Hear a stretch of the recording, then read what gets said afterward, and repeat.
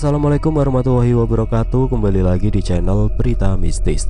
Untuk kisah kali ini masih melanjutkan dari kisah yang sebelumnya. Sebuah kisah yang diambil dari KBM dari tulisannya Ratna D. Lestari. Kisah yang berjudul Sumiati. Dan sebelum kita lanjut ke ceritanya, tekan dulu tombol like video ini. Dan jangan lupa tekan juga tombol subscribe channel ini. Dan nyalakan juga lonceng notifikasinya agar tidak ketinggalan cerita-cerita lainnya dari channel ini. Dan buat teman-teman yang pengen membaca langsung ceritanya, nanti silahkan saja kunjungi linknya yang nanti akan saya sertakan di kolom deskripsi. Dan seperti apa untuk lanjutan dari kisah ini, langsung saja kita simak berikut ini.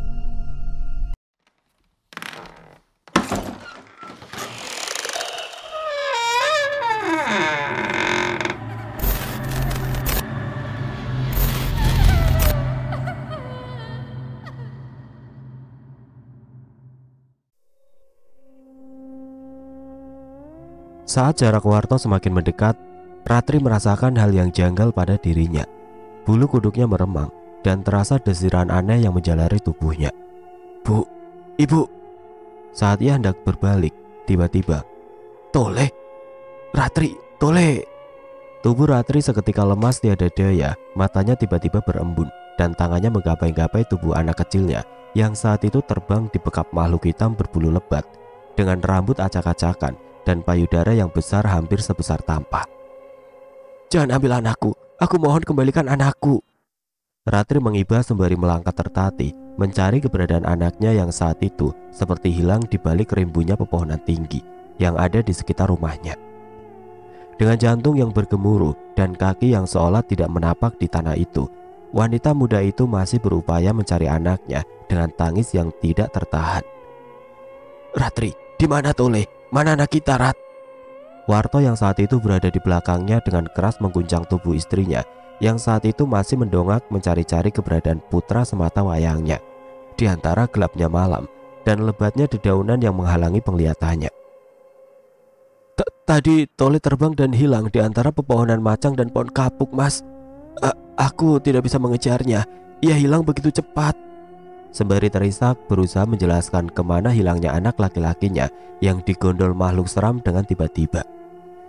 Bukan hanya Ratri yang merasakan hal demikian, perasaan gundah dan rasa takut pun dirasakan juga oleh Warto. Sama seperti halnya Ratri, tubuh Warto pun rasanya lemas dan nyawanya seolah lepas. "Mas, bagaimana dengan anak kita? Apa kita akan membiarkannya begitu saja? Cepat cari bantuan, Mas. Aku tidak sanggup jika harus kehilangan anakku satu-satunya." Jerit Ratri ketika ia sadar jika anaknya itu tidak mungkin ditemukan begitu saja. Wanita itu mengguncang tubuh suaminya yang seperti terlarut dalam pikirannya. "Ya, kita harus minta tolong warga sebelum anak kita kenapa-napa. Mas juga tidak mau kehilangan Tole, Rat. Ayo, kita panggil warga sekarang." Warto menarik tangan istrinya, berlari mencari bantuan. Dengan tangis yang masih mengalir di kedua sudut matanya, Ratri tidak henti melangkahkan kakinya bersaut-sautan bersama Warto yang menggenggam tangannya kuat. Sebuah usaha yang akan dilakukan bersama suaminya demi untuk menyelamatkan anak mereka. Ratri mengusap air matanya begitu saja. Ia tidak mau terlarut dalam kesedihan dan membiarkan anaknya hilang di bawah makhluk mengerikan secara tiba-tiba. Nafas memburu sesak, tersegal-segal dengan langkah kaki yang terasa tidak menapak di tanah. Tidak menghentikan aksi sepasang suami istri yang sedang berjibaku dengan waktu dan perasaan was-was yang kini melingkupi hati dan pikiran. Mereka hanya ingin saat ini anak mereka kembali, meskipun nyawa sebagai gantinya. Warto mengetuk sebuah rumah yang paling dekat dengan rumahnya. Rumah berbahan beton itu sudah terlihat gelap, menandakan si pemilik rumah sudah tertidur dengan lelap. "Assalamualaikum Pak Hadi, Pak Hadi." Warto terus mengetuk pintu rumah itu sembari memanggil nama si pemilik rumah berkali-kali. Keringat dingin mengucur dari sela-sela anak rambut, nafas yang tersegal dan dada yang terasa sesak. Wajah yang tegang karena takut kehilangan anak semata wayang. Itulah gambar yang saat ini Warto dan juga Ratri alami. Harap-harap cemas, berdoa dalam hati agar mereka bisa segera mendapatkan bantuan. Tidak lama dari arah dalam terdengar sautan dari seseorang.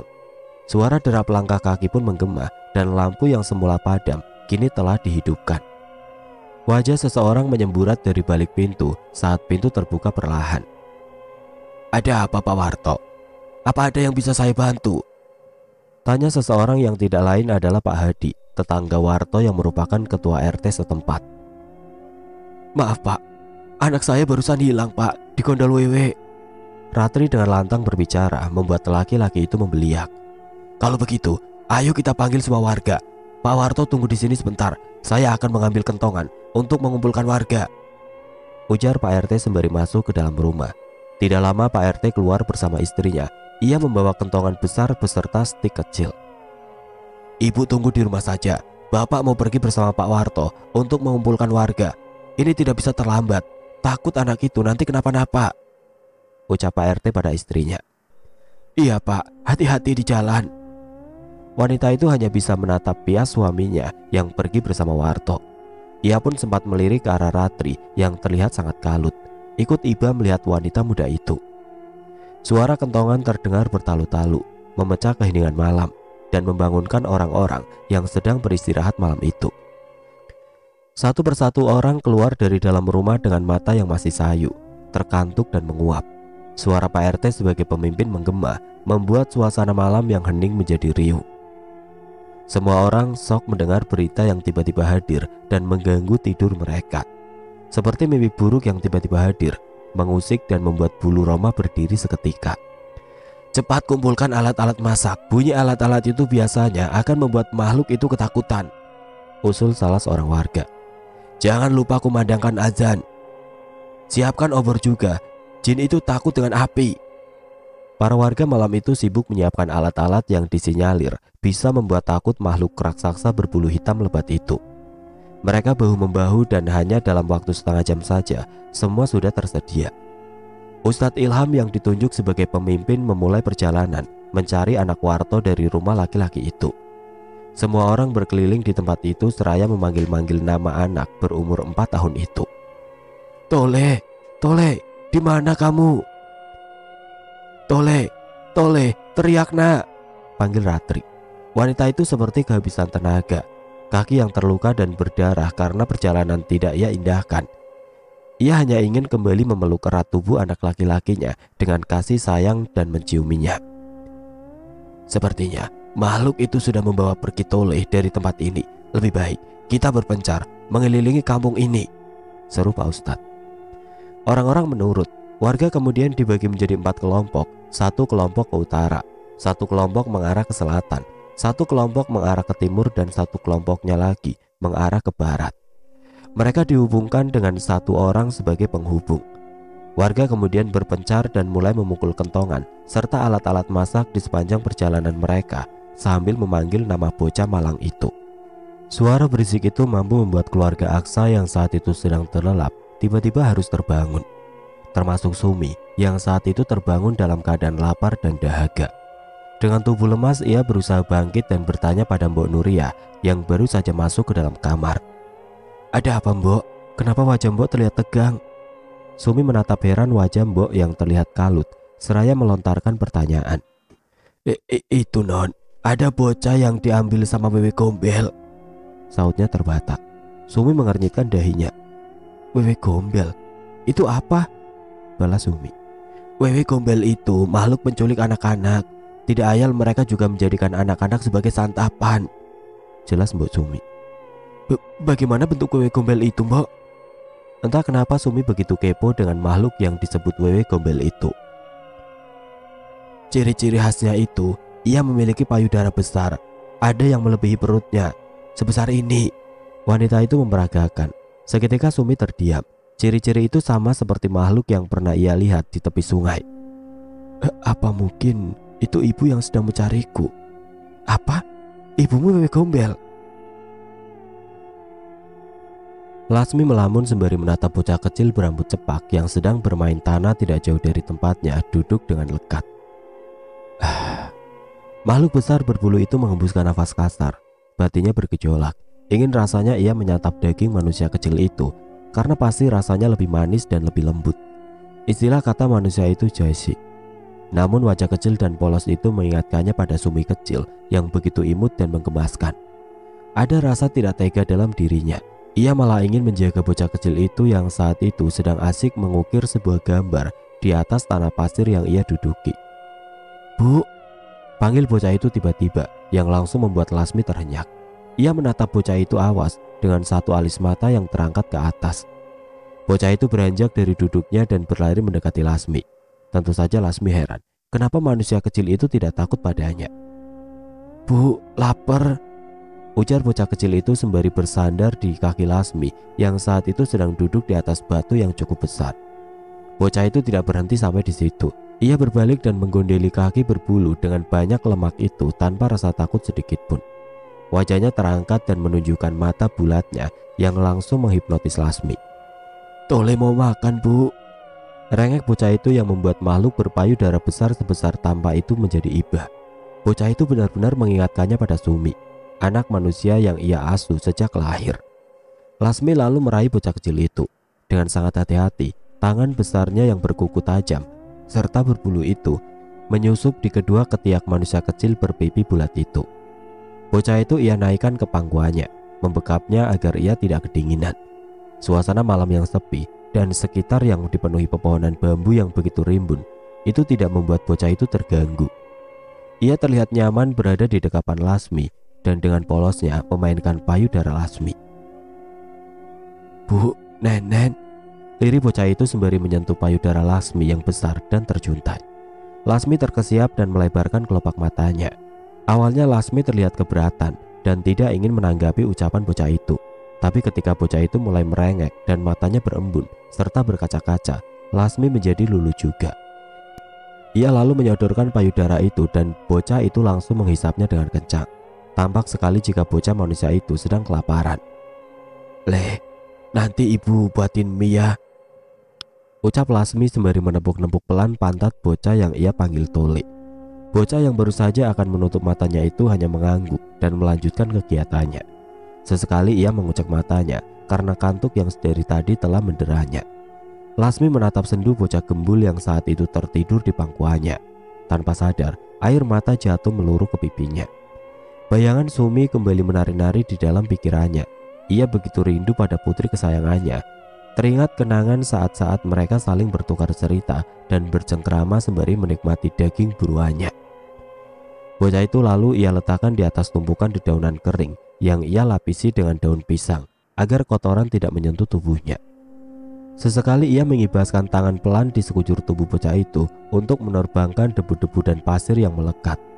Lasmi lalu beranjak dan membiarkan anak itu tidur dalam posisi terlentang setelah memastikan bocah itu aman dari binatang melata, serangga dan ulat yang bisa saja menggigitnya. Seperti janjinya, ia akan mencari makan untuk si bocah kecil tadi. Makanan yang pasti bisa membuat bocah itu kenyang, tapi tentu bukan makanan manusia pada umumnya. Lasmi lalu melangkah dan mencari-cari sesuatu di antara tumpukan daun tidak jauh dari tempat tidur bocah itu. Ia mencari tanah yang lembab dan berair. Setelah memastikan tempat itu, Lasmi berjongkok dan mulai menggali dengan kukunya yang panjang dan tajam. Satu persatu ia menemukan apa yang ia cari. Ia mengumpulkan benda itu di daun keladi yang ada tidak jauh dari tempatnya berjongkok tadi. Setelah ia merasa cukup, Lasmi membawa benda itu dan menaruhnya di samping anak tadi. Ia lalu terbang ke salah satu cabang pohon dan mata merahnya mulai mengawasi sekitar.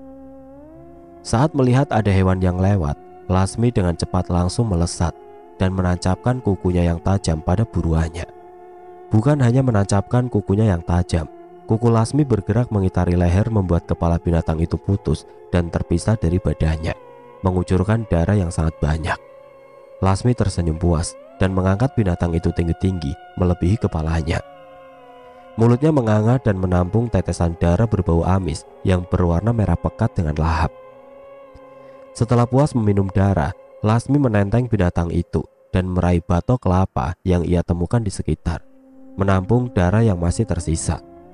Merasa belum kenyang, tapi ia khawatir dengan bocah tadi. Ia lalu menyeret binatang malang itu ke sampingnya. Lasmi berjongkok dan kembali menancapkan kuku tajam dan mengoyak perut binatang yang sudah tidak bernyawa. Ia lalu melahap isi perut makhluk itu dan menyantapnya dengan beringas. Di saat ia sedang menikmati makanan itu, bocah tadi terbangun dan langsung terduduk. "Bu, lapar," ucapnya sembari mengucek-ngucek matanya. Lasmi menoleh dan menyodorkan darah yang ada di dalam batok kelapa dan juga binatang yang saat itu ada di atas daun keladi yang sengaja ia kumpulkan. "Ini Mile, makan, itu air teh, cepat diminum selagi hangat," ucapnya lembut.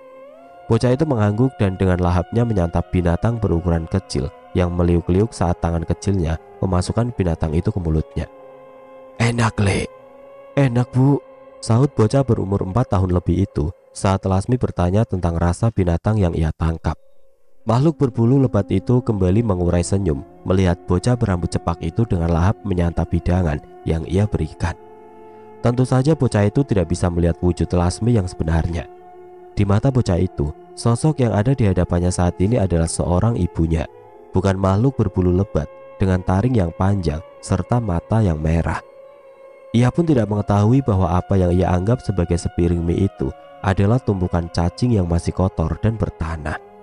Serta air teh yang ia minum itu adalah darah dari binatang malam yang sedang berburu sekitar tempatnya tidur. Sedang haru-harunya menatap bocah itu makan, Sumi mendengar teriakan orang-orang di kejauhan, serta suara kentongan dan alat-alat dapur yang ditabuh dengan begitu kuat. "Ada apa ini?" "Tole, kamu tinggal di sini sebentar ya, ibu mau pergi," titahnya yang langsung diangguki dengan tenang. Bocah itu tetap melanjutkan kegiatannya makan, sementara Lasmi melesat pergi begitu saja. Sementara bocah itu masih asik dengan makanannya, Lasmi mulai bertengger dari satu pohon ke pohon lain untuk melihat apa yang sedang terjadi di luar. Mata merahnya itu membeliak saat di kejauhan ia melihat suara kentongan bertalu-talu diiringi dengan suara teriakan dan juga bunyi berisik dari alat-alat masak yang dipukul. Tidak jua menunjukkan tanda-tanda jika anak itu akan ditemukan malam itu. Tubuh Ratri semakin lemas, bersimbah peluh dan kakinya sudah gemetar. Warto yang selalu berada di sampingnya tidak tahu kalau cuma memikirkan nasib anak mereka satu-satunya yang saat ini entah bagaimana keadaannya. "Mas, kenapa Tole tidak juga ditemukan, Mas? Kemana anak kita itu, Mas?" Dengan suara bergetar dan air mata yang terus membanjiri pipinya, Ratri bertanya kepada suaminya. Raut putus asa terekam jelas di wajahnya. Warto mendesah dan menghela nafas berat sembari memandang wajah Ratri di keremangan malam. Bias lampu jalan di kejauhan menangkap titik air mata yang kembali berurai di pipi istrinya. "Wes, berdoa saja. Mudah-mudahan anak kita tidak apa-apa. Kamu yang semangat, Rat. Biar anak kita juga kuat." Warto terus berusaha untuk menyemangati istrinya, meskipun hatinya pun juga berkecamuk. Rasa sesal kian melingkupi relung hatinya saat anaknya kini tidak tahu di mana ia berada. Warto baru tahu rasanya kehilangan. Ingin rasanya ia memeluk tubuh mungil itu dan menggendongnya dengan sayang, serta sesekali mencium kening dan pipinya. Dadanya terasa sesak kala mengingat entah kapan terakhir kali ia bermain dan bersenda gurau bersama anak satu-satunya itu. Masih terngiang bagaimana bocah itu memanggil dirinya dengan rengekan dan mata yang mengibah, haus kasih sayang darinya, tapi ia mengacuhkan dan pergi tanpa rasa kasihan. "Maafkan Bapak, Nak," jerit batin Warto saat matanya mengitari sekitar, melihat pepohonan yang tinggi menjulang, berharap jika anaknya itu berada di salah satu pohon atau di balik rimbunya semak yang ada di antara mereka. Namun ia harus menelan kekecewaan karena tidak ada tampak tanda-tanda anaknya itu berada di sana. "Bagaimana ini, Pak Ustadz? Malam sudah semakin larut. Orang-orang pun sudah berkumpul di tempat yang sama, dan tidak ada tanda-tanda kemunculan bocah itu, Pak Ustadz," tanya Pak RT dengan wajah tegang. Sama seperti orang-orang lain, ia pun khawatir dengan bocah kecil itu. Apalagi mereka sudah mengitari kampung dan tidak ada sedikit pun tanda-tanda bocah itu akan ditemukan. Sementara itu Lasmi yang berada di salah satu cabang pohon hanya tersenyum culas menatap kekhawatiran orang-orang yang ada di bawahnya. Matanya mengitari orang-orang yang saat itu berkumpul, memindai satu persatu wajah orang, mencari anak perempuan yang saat itu juga belum juga ia temukan. Mata merahnya itu membeliak saat di kejauhan ia melihat sosok perempuan muda yang sangat mirip dengan Sumi. Mata merah menatap awas dan mengamati gadis itu, tapi ia langsung menelan kekecewaan karena gadis itu ternyata bukan anaknya. Sumi yang ia cari masih berada di rumah juragan pemilik kebun teh terbesar di kampung itu. Gadis itu terlihat gugup saat Mbok Nuria seperti menginterogasi dirinya. "Apa? Ibumu wewe gombel?" Bibir Sumi bergetar Sementara di luar suara-suara berisik itu sudah tidak terdengar. Ada apa tadi di luar ribut-ribut, Mbok? Tiba-tiba saja suara Nyonya Nilam mengagetkan Mbok Nuria dan juga Sumi. Sontak kedua orang itu menatap ke arah Nilam yang tiba-tiba datang dan sedang merapikan rambutnya yang tergerai panjang. Loh, kenapa melamun? Saya nanya loh, ucapnya ketus saat melihat Sumi dan juga Mbok Nuria yang hanya terbengong. Nyonya pemilik rumah itu lalu mengikat rambutnya. Ampun Doro, di luar tadi itu penduduk sekitar yang sedang mencari salah satu anak warga yang hilang di Gondol Wewe Gombel, jawab wanita parubaya itu dengan suara bergetar. Wewe Gombel? Apa itu? Saya baru mendengar itu. Berbahaya kah? Nilam terlihat tertarik dengan cerita asisten rumah tangganya itu. Ia lalu melangkah melewati Sumi begitu saja tanpa mengacukannya. Wanita kurus itu lantas duduk dan menengguk air yang ia tuangkan di gelas kaca terlebih dahulu. Jantung Sumi semakin cepat memacu. Ia takut jika nyonya rumah itu mengetahui jati dirinya yang diasuh oleh makhluk itu. Atau mungkin pula makhluk itu adalah ibu kandungnya. Apa yang akan dipikirkan orang-orang? Mungkinkah mereka akan membuang Sumi malam itu juga?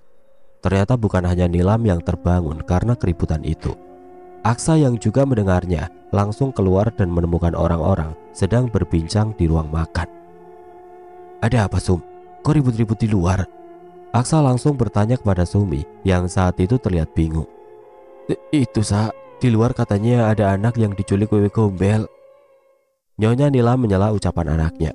Sontak Aksa menatap ke arah ibunya. Ia pun kembali mengeluarkan pertanyaan dari mulutnya. Wewe Gombel itu apa, Bu? Aksa baru ini mendengar namanya. Ibu juga tidak tahu, Nak. Itu tadi yang bilang juga Mbok Nuria. Wanita itu menjawab seraya menunjuk ke arah pembantunya. Mbok? Iya Den. Kata orang tua zaman dahulu, Wewe Gombel itu bertubuh besar dengan bulu di sekujur tubuh dan payudara besar sebesar ini, jawab Mbok Nuria sembari memperagakan besarnya payudara Wewe Gombel yang diceritakan oleh neneknya dulu. Seketika mata Aksa membesar dan langsung menatap ke arah Sumi yang saat itu juga sedang melihat ke arahnya. Tingkah laku Aksa itu terekam di mata ibunya. Wanita itu langsung mengernyitkan dahi, merasa ada yang tidak beres dengan Aksa dan juga Sumi yang saling berpandangan. Apa kau pernah melihat makhluk itu, Aksa? Tanya ibunya tiba-tiba yang membuat Aksa terjingkat dan menatap ibunya dengan wajah tegang. Tentu saja tidak, Ibu. Kenapa Ibu berpikiran begitu? Ya mana tahu kan, Ibu kan cuma nebak. Kalau begitu, Aksa mau masuk dulu, ngantuk.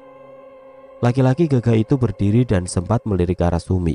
Ia sangat mengerti apa yang saat itu dipikirkan Sumi. Namun ia tidak mampu berbicara lebih jauh pada gadis itu. Ia tidak ingin ibunya tahu jika ia memang pernah melihat makhluk itu. Makhluk yang sama persis yang ia temukan di rumah Sumi. Suara azan menggema di kejauhan. Sayup-sayup terdengar merdu, tapi tidak bagi Sumi. Gadis itu meringkuk menahan sakit di seluruh sendi, kepala pusing dan telinga seperti ditusuk-tusuk jarum.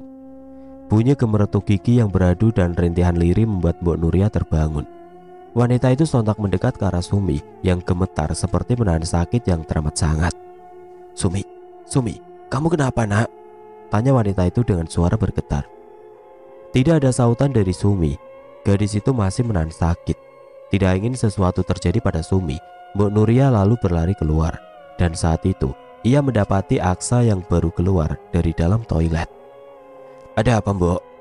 Kenapa kelihatannya ketakutan begitu? Tanya Aksa saat melihat Mbok Nuri. Begini Den, Sumi sepertinya sakit. Saya khawatir akan terjadi apa-apa pada Sumi. Mendengar ucapan Mbok Nuria, Aksa dengan cepat berlarian ke arah kamar dan menemui Sumi. Sumi, kamu kenapa? Tanya Aksa saat melihat tubuh Sumi gemetar hebat.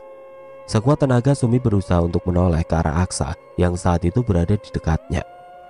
Aku butuh darah, lirihnya tertahan. Mata Aksa langsung melotot dan tanpa sadar ia berucap, darah? Ada apa, Den? Tiba-tiba saja Mbok Nuria ada di belakang Aksa, membuat laki-laki itu sempat terkejut dan mengalihkan pandangannya ke wanita parubaya itu. Tidak apa-apa, Mbok. Mbok, tolong jaga Sumi. Aksa mau pergi sebentar, ucap laki-laki bertubuh tegap itu kepada pembantunya. Mbok Nuria mengangguk. meski ia pun penasaran apa yang baru saja diucapkan oleh Sumi, karena ia sama sekali tidak mendengarnya. Sementara itu Aksa bergerak cepat ke arah kandang. Entah apa yang merasukinya saat itu, Aksa terlihat begitu uring-uringan saat melihat Sumi yang kesakitan. Ia seolah ikut merasakan sakit yang saat ini diderita oleh Sumi. Dengan sigap Aksa masuk ke dalam kandang ayam kesayangannya. Beberapa ekor ayam jago ia tangkap dan membawanya ke tempat sepi. Suara kepakan ayam terdengar hingga di kamar Mbok Nuria. Wanita yang rambutnya hampir dipenuhi uban itu langsung menautkan kedua alisnya, seperti sedang memikirkan sesuatu. "Itu maling atau Den Aksa ya?" tanyanya pada diri sendiri. Sementara itu tubuh Sumi semakin lemah. Ia benar-benar tidak berselera untuk makan makanan manusia. Keinginannya untuk makan daging semakin besar. Ia seperti sudah tidak sabar menyantap makanan yang biasa disediakan ibunya. "Mbok, biar Aksa bawa Sumi dulu. Kalau ada yang tanya, bilang saja Aksa pergi karena ada keperluan. Jangan bilang pergi dengan Sumi." Tiba-tiba Aksa masuk begitu saja ke kamar Mbok Nuria, saat itu dengan menyelimuti Sumi yang saat itu terlihat kedinginan. Tapi Sumi Den." Mbok Nuria terlihat ragu saat Aksa mengangkat tubuh Sumi yang lemah. "Sudah Mbok, percayakan saja pada Aksa. Aku tidak akan berbuat macam-macam pada Sumi." Aksa menatap lekat pembantunya itu, sedang Mbok Nuria tidak berani membantah. Ia hanya mengangguk pelan. Sumi yang saat itu berada di gendongan Aksa berusaha untuk membuka matanya yang terasa berat dan lengket. "Aksa," lirik Sumi saat netranya menangkap samar-samar sosok Aksa ketika kelopak matanya perlahan terbuka. "Jangan berisik Sumi. Aku tidak ingin orang rumah tahu apa yang akan aku perbuat untukmu. Aku takut kau akan dijauhi orang-orang nantinya," ucap Aksa seraya mempercepat langkah kakinya. Sumi menurut. Gadis itu hanya menatap Aksa tanpa banyak bicara. Selintas ia kembali memuji ketampanan Aksa. Rahang tegas, bibir tipis dan alis tebal milik Aksa mampu membuat gadis itu terpana. Apalagi saat mata elang itu bersinar saat terkena bias lampu yang masih terang. Entah mau dibawa kemana Sumi, gadis itu hanya menurut dan berusaha percaya pada laki-laki yang sudah baik kepadanya itu. Tiba-tiba Aksa menghentikan langkah kakinya. Ia lalu menurunkan Sumi dan menyandarkan gadis itu di pagar tembok rumahnya. Sedang ia berdiri di depan pintu besi yang digembok dengan rapi. Sebelum membuka gembok, Aksa sempat memutar tubuhnya dan memperhatikan sekitar. Setelah dirasa aman, Aksa perlahan membuka gembok dengan kunci berwarna emas yang ia ambil dari saku celana. "Ayo, kamu harus segera makan." Aksa menunduk dan meraih tubuh Sumi yang lunglai tidak berdaya. Kejadian itu rupanya ditangkap oleh mata awas seorang gadis yang tidak lain adalah anaknya Mbok Nuria. Gadis itu memang terbiasa bangun pagi dan membantu ibunya untuk menyiapkan sarapan. Terang saja gadis itu merasa kaget saat melihat laki-laki yang ia taksir kini sedang menggendong wanita lain yang mengendap-endap hendak keluar dari pintu pagar belakang. Ia meremas ujung bajunya, merasa cemburu karena laki-laki yang sudah ia incar sejak ia masih SMP itu terlihat begitu khawatir pada gadis yang baru saja dikenalnya. "Sudah kuduga, Raden Mas Aksa pasti punya hubungan dengan gadis itu. Kalau tidak mungkin gadis sialan itu ada di sini." Geram gadis itu sembari menyembunyikan tubuhnya di balik dinding agar tidak terlihat dari mata Aksa. Sedang Aksa susah payah menggendong Sumi untuk keluar dari pintu kecil yang hanya muat untuk satu orang saja. Setelah berhasil keluar, Aksa membawa Sumi menuju ke perkebunan yang ada di belakang rumahnya. Perkebunan pohon jati yang luas dan dibiarkan rimbun itu menjadi tempat teraman untuk menyembunyikan Sumi. "Apa masih jauh, Sa?" tanya Sumi. Bukan tanpa alasan gadis itu bertanya kepada Aksa. Ia tidak tega melihat Aksa yang terlihat begitu kelelahan karena mengangkat tubuhnya tanpa istirahat. "Mulai detik ini, biasakan panggil aku Mas, jangan panggil nama. Aku kira umurmu pasti jauh di bawahku," ucap Aksa yang langsung membuat Sumi terdiam. Iya Mas." Malu-malu Sumi mengucapkan panggilan itu. Aksa tersenyum simpul saat ia mendengar Sumi memanggil dirinya Mas. Aksa tiba-tiba menghentikan langkah dan pandangannya lurus menatap ke depan. Sumi mengikuti pandangan Aksa dan mendapati sebuah pondok tidak jauh dari tempat mereka berdiri. Pondok itu dulunya adalah tempat beristirahat para petani, hanya dipakai beberapa tahun sekali. Tapi karena terbuat dari kayu jati, pondok itu masih kokoh sampai saat ini, jelas Aksa. "Untuk sementara waktu sampai kamu bisa menerima makanan manusia seperti aku, kamu makan di sini saja. Aku sadar tidak bisa memaksakan kamu. Kamu pun butuh penyesuaian. Imbu Aksa lagi. Sumi terharu mendengar ucapan Aksa, karena memang harus ia akui, makanan manusia belum bisa ia terima. Tetap saja ia merindukan darah dan daging segar seperti yang sering ibunya berikan. Lagi-lagi aku rindu ibu, Sumi membatin. Matanya menatap sekitar saat Aksa kembali melangkahkan kaki menuju ke pondok. Barisan pepohonan jati yang rindang dan besar-besar mengingatkannya pada suasana hutan di mana tempatnya tinggal. Ia begitu rindu aroma khas daun-daun dan pepohonan serta bunga-bunga yang dibawa angin kala ia bermain di luar. Perlahan Aksa menaiki anak tangga yang terbuat dari kayu jati pilihan. Tampak usang, tapi kekuatannya tidak terbantahkan. Aksa membuka pintu yang tidak terkunci dan meletakkan Sumi perlahan. Ia lalu berlari menuju rumahnya untuk mengambil sesuatu yang memang akan ia berikan kepada Sumi nantinya. Ia lalu meraih benda yang ia masukkan dalam kresek hitam dan kembali bergegas menuju pondok di mana Sumi berada. Gerak-gerik itu rupanya ditangkap jelas oleh gadis yang sejak tadi memperhatikan tingkah laku Aksa dan juga Sumi. Ia mengendap-endap mengikuti Aksa dari jauh. Saat jaraknya semakin dekat dengan Aksa, ia menyembunyikan diri di balik batang pohon yang besar. Ia lalu melihat Aksa yang saat itu masuk ke dalam pondok dan menyerahkan kresek hitam itu pada Sumi. Matanya seketika melebar saat melihat benda yang saat itu dikeluarkan dari dalam kresek langsung direbut oleh Sumi. Dengan beringasnya Sumi melahap ayam mentah yang masih berbulu dan juga meneteskan darah segar. Tubuh gadis itu membeku. Seketika ia menutup mulutnya dengan kedua tangan dan bermaksud untuk kembali ke rumah. Tapi ketika kakinya mulai melangkah, kertak, apa itu? Aksa keluar dan menatap sekitar. Matanya awas mengira-ngira jika ada orang yang melihat keberadaan mereka. Memang Aksa tidak melakukan perbuatan zina, tapi apa yang sedang dilakukan oleh Sumi itu tidak bisa diterima oleh nalar manusia pada umumnya. Jika ada yang melihat mereka, terutama Sumi, pastinya Sumi akan diusir dari kampung. Dan yang lebih parahnya, dia bisa dianiaya warga karena mengira Sumi adalah pemakan manusia. Sayangnya Aksa sama sekali tidak mendapati adanya orang lain di sekitar mereka. Ia kembali masuk ke dalam pondok dan menemani Sumi yang saat itu masih lahap menyantap daging ayam segar yang baru saja Aksa potong. Dada Aksa terasa nyeri saat melihat Sumi begitu lahapnya makan.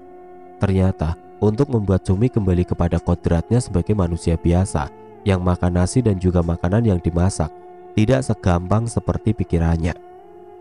Sumi belum bisa menyesuaikan dirinya dan Aksa menganggap itu hal wajar karena sejatinya Sumi yang diasuh oleh makhluk pemakan daging itu pasti sudah terbiasa menyantap hal yang sama dengan ibu asuhnya. Aksa menatap dekat Sumi yang saat itu sedang menyantap makanannya. Ia sangat yakin Sumi adalah manusia biasa. Yang menjadi pikirannya, kenapa Sumi bisa berada di dalam hutan dan oleh makhluk mengerikan? Apakah Sumi sewaktu kecil diculik oleh makhluk itu? Atau ada sebab lainnya? Jika memang anak manusia, kemana orang tuanya? Malam itu berlalu dengan membawa kepedihan yang teramat dalam pada diri Ratri, ibu muda yang anaknya diculik oleh Lasmi. Wanita itu melangkah gontai, nyaris saja terjerembab saat kakinya menyandung akar pepohonan yang mencuat di daratan. Matanya menatap nanar sekitar. Langit hampir saja terang. Suara azan sejak tadi selesai dikumandangkan. Sebagian orang sudah pulang kembali ke rumah, lelah karena semalaman mencari bocah berumur 4 tahun yang tiba-tiba hilang di gondol makhluk halus. Hanya Ratri dan suaminya juga beberapa orang yang masih saja kekeh untuk mencari bocah itu, walau matahari sudah mulai menampakkan dirinya. Sudah Tok, kita pulang dulu, istirahat, nanti siang kita cari lagi. Usul Pak RT yang baru saja datang sembari membawa sekantung gorengan untuk mengganjal perut orang-orang yang masih bertahan. Tapi Pak, anak kami belum ditemukan, bagaimana dengan Tole?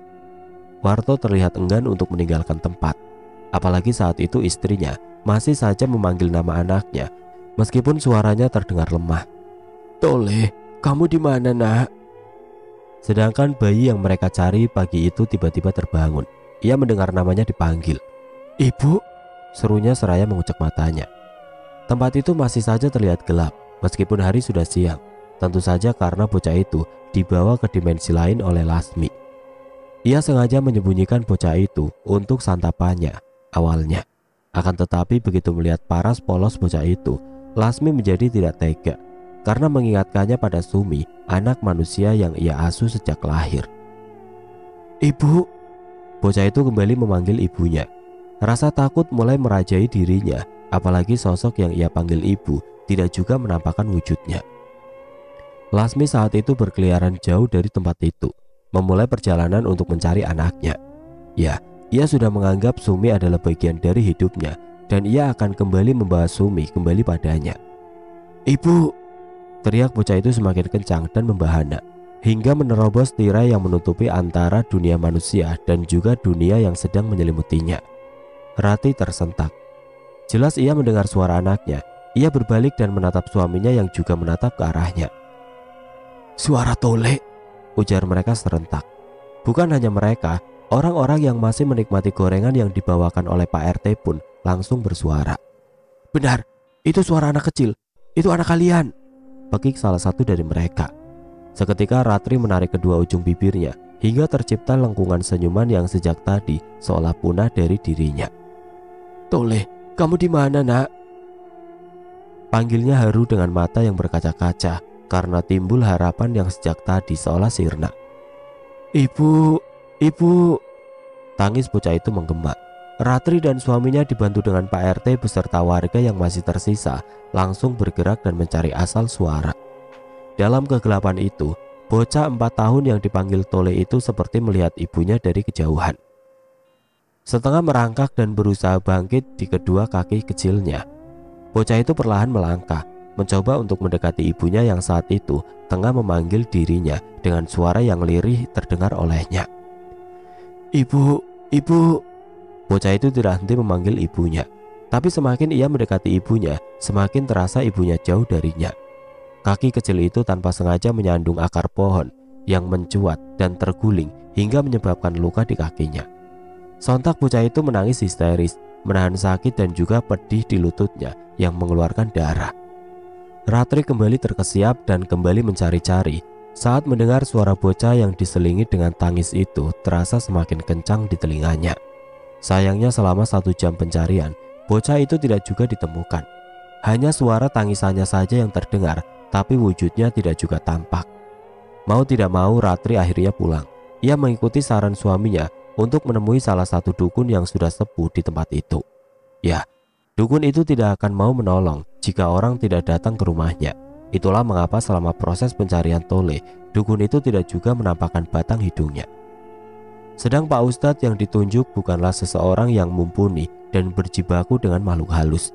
Ia hanya orang biasa yang awam akan makhluk tidak kasat mata. Hingga akhirnya ia angkat tangan. "Semoga Mbak Diman mau membantu kita," harap Warto. Ia menatap istrinya yang tampak puyuh karena semalaman terjaga. Wanita itu hanya mengangguk sembari melangkahkan kaki masuk ke dalam pekarangan rumah reot berdinding bambu dengan atap daun rumbia. Rumah dukun sakti yang mereka sebut dengan nama Mbak Diman. Apakah Mbak Diman mampu membawa kembali anaknya, atau malah kehadiran Mbak Diman akan membangkitkan jiwa iblis Lasmi nantinya? Raden Aryo mengangkat salah satu alisnya saat matanya menangkap kedatangan seorang laki-laki yang rambutnya sudah ditumbuhi uban. Laki-laki itu berjalan sembari tertunduk menghindari tatapan matanya pada juragan teh tempatnya bekerja itu. Ia berhenti tepat saat jaraknya hanya beberapa langkah dari Raden Aryo. "Apa yang bisa saya bantu, juragan? Ada perlu apa juragan memanggil saya?" tanyanya dengan wajah yang masih tertunduk takut. Raden Aryo menurunkan salah satu kakinya yang saat itu menopang di kaki yang lainnya. Ia lalu bangkit dan mendekati laki-laki itu, membuat laki-laki itu gemetar dan meremas ujung bajunya. "Sekarang kamu jujur, apa benar wanita itu sudah mati?" bisik Raden Aryo saat wajahnya mendekat di telinga laki-laki itu. Matanya nyalang menatap sekitar, takut jika ada yang mendengar pembicaraan mereka. Mata laki-laki itu langsung membesar saat mendengar pertanyaan dari Raden Aryo padanya. Iya, saya yakin jika wanita itu sudah meninggal." Raden Aryo menarik tubuhnya menjauh. Ia lalu berbalik dan mengangkat tangannya, memainkan janggutnya yang tidak lebat, seperti memikirkan sesuatu. Tapi anaknya masih hidup." Dek. Raden Aryo langsung berbalik, mulutnya setengah menganga, tidak percaya dengan apa yang baru saja didengarnya. Apa? Masih hidup? Laki-laki yang keceplosan itu langsung menutup mulutnya, teringat pada ancaman makhluk berbulu bertubuh besar kala itu. Kau pergilah dari hutan ini. Mayat ini besok akan menjadi urusanku. Dan jangan katakan apapun tentang anak ini pada siapapun, atau aku akan menemukanmu dan mengganggu semua keluargamu. Tubuh itu langsung bergidik, dan dengan cepat ia langsung berucap, Tidak, bayi itu juga sudah mati.